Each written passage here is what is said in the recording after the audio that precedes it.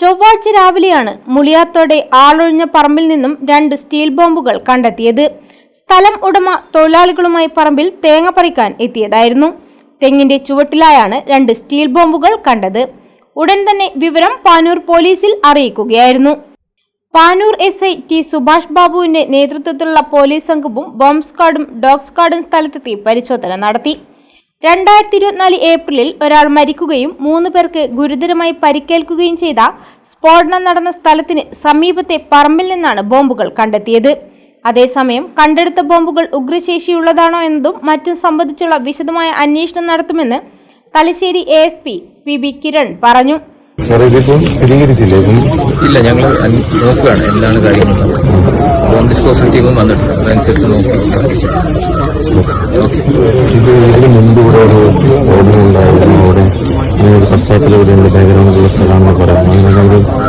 അതെ, ഇതിന്റെ തൊട്ടടുത്ത് കഴിഞ്ഞ വർഷം ഒരു ഇഷ്യൂ ഉണ്ടായിരുന്നു.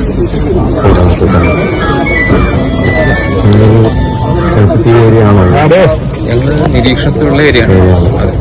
Bomb squad ASI Bineesh CP, Jijin Raj, Johnson, dog squad അംഗം അമിത് എന്നിവരുടെ നേതൃത്വത്തിലായിരുന്നു പരിശോധന നടത്തിയത്. അതേസമയം നിരന്തരം ബോംബുകൾ കണ്ടെത്തുകയും സ്ഫോടനങ്ങൾ ഉൾപ്പെടെ നടക്കുകയും ചെയ്യുന്നത് ജനങ്ങളെ ഏറെ ആശങ്കയിലാഴ്ത്തുകയാണെന്ന് പ്രദേശവാസിയും സ്ഥലമുടമയുടെ സഹോദരനുമായ UP ബാബു പറഞ്ഞു.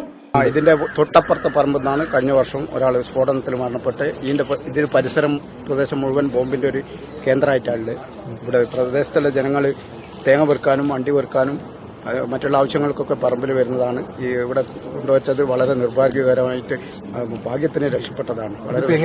രാവിലെ കണ്ടത് തേങ്ങ ഇടാൻ വന്ന ആള്. തേങ്ങ ഇടാൻ വന്നപ്പോൾ എന്റെ അനിയൻ തേങ്ങ പൊറുക്കിയിടാൻ വന്നു.